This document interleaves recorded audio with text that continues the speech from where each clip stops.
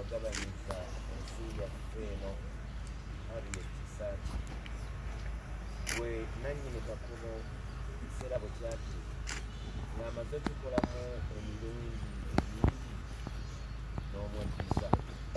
Tukwebaza olw'ebirungi eby'enjawulo bye wamukozesa mu bulamu bwaffe. Tukwebaza olw'obulamu bw'abantu bangi bwe yakwatako. Mukama tuzze mu maaso go okukaabirira tukulaajanira. Tukusaba byonna ebitaagenda bulungi mu bulamu bw'omuzaana wo agalabiza mu kifo kino okufa nga bwe kwajja, ebibi bye obimaamuleko omugwanyize okubeera mu bwakabaka bwo. Ayi Harriet, okujja kwaffe wano, essaala zaffe, okuyooyoota amalaalo, ke kabonero akalaga nti tukyakuwagala, okyali ku mitima gyaffe. Tukusaba ng'otusse mu bwakabaka bwa Katonda, tusabirenga obwagazi bweyoleka mu nsi bantu bo mu ggwanga lyo, obwoleke ng'otusabira. Nyaffe Biikira Mariya omwana wo ono, mulere era omwanjulire omwana wo. Ayi Mukama, mwekimu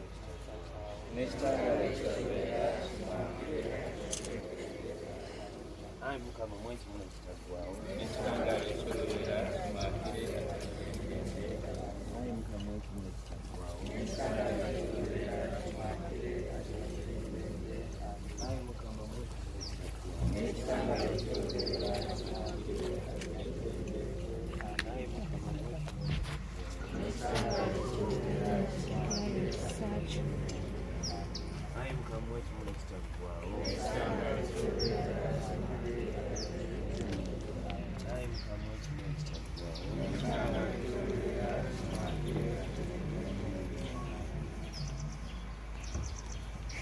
yose naye tukugaana okwayo kuba oluyimba tuwanaku okwongerezaako essaala n'otulongoosa. Fuba fuba fuba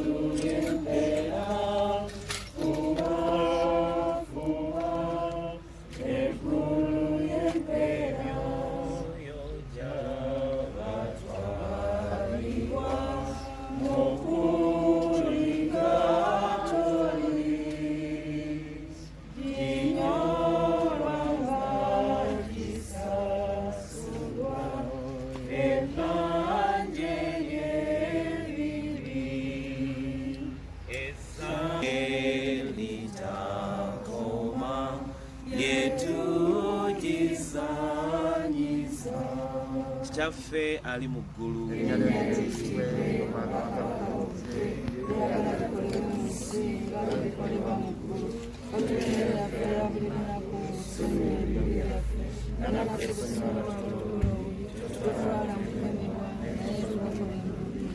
Mirembe Maria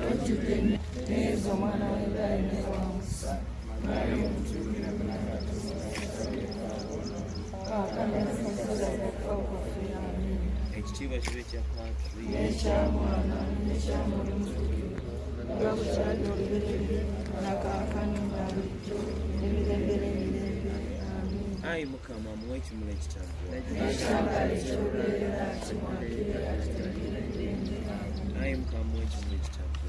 Ekyambalo eky'olubeerera kimwakirira kitegeeredde. Ayi Mukama, muwe ekimuli ekitaggwa. Ekyambalo eky'olubeerera emyoyo gy'abakkiriza abaafa naddala gwa Harriet Kisaaki, Omukama agiwe ekimuli eky'emirembe. Omukama abeere nammwe n'omukisa gwa Katonda omuyinza wa buli kantu, Patri ne Mwana ne Mwoyo Mutuukirivu gubakkeko gusigale nammwe era guyambe ne mu mwoyo gwa mukadde waffe ono okuwummula emirembe. Mwebale kujja kumusabira, Omukama abakulembere era abawe omukisa mu byonna bye mukola.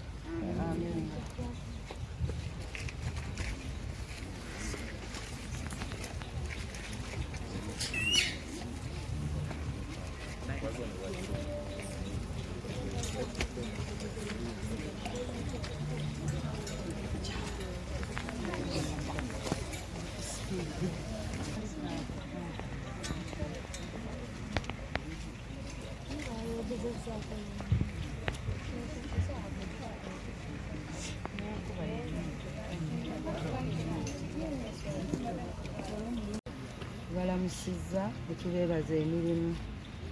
Amannya agange nze Ssenga Ndagira Nabitaka. Nze ndi muzadde wa Kisaakye, ndi ssenga, ndi maama.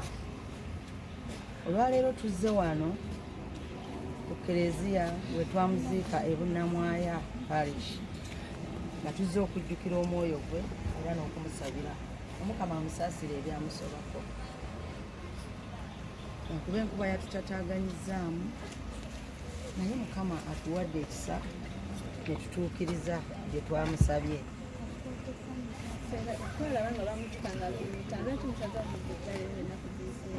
Ekitusazizaawo okumujjukira ng'ennaku ziyiseemu ono ye mwana we Marvin Kiguli. Ku Sande ewedde yalina ebibuuzo nga tetusobola kukola mukolo guno ng'omwana taliiwo, kuba ye muntu gwe twasigaza okutunulako n'okumujjukirirangako. Ne tusalawo ne twongezayo ne tuteekako eno Sande. Era nga gwomu kuba mugaba basenga, kiki otabyerabira ku Kisaakye mulamu wo? Byesinza kwerabira ku Kisaakye bingi. Harriet yali mwana omukkakkamu, Harriet yali mwana omuwulize, Harriet yali mwana munnaddiini. Kizibu okusanga sereebu n'emyaka gye nga bwe mwagiraba n'obulungi bwe nga alina eddiini. Ne Harriet yalina eddiini ate yakkirizanga okumuwabula bwe yagwanga mu nsobi n'omuwabula ng'akkiriza era ng'awulira. Ensonga yennyini baserebu bangi bafa ne beerabirwa. Noloza ki ekireetedde abantu bangi okujjukira Kisaakye n'abatali bafa mirembe? Harriet obuntu bulamu bwe n'eddiini n'okuyamba, teyali muyambi nnyo omwana oyo, nga buli muntu yenna ajja mu maaso ge Harriet ng'amutwala nga bw'ali era ng'amuyamba nga bw'ali. Ekintu kino mugenda kikola buli lunaku? Tukikola buli mwaka. Ekyatulemesa last year mwalaba oluwummula olukake, twali mu lockdown nga tetusobola kujja kukuŋŋaana, nga tetusobola kujja kumujjukira, naye twamujjukirira gye twali mu maka gaffe, mu mitima gyaffe. Kati kyobalaba nga ogwo omwaka tetwasobola kuba 2019 twali wano.